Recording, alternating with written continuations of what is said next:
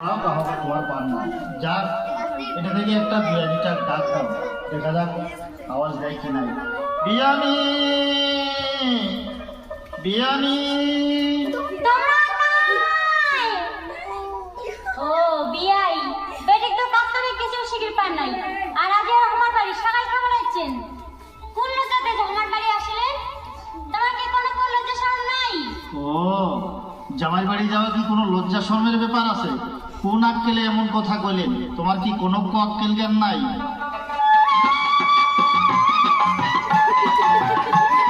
হাততালি দে একটু করে দে, উৎসাহ করে দে একটু।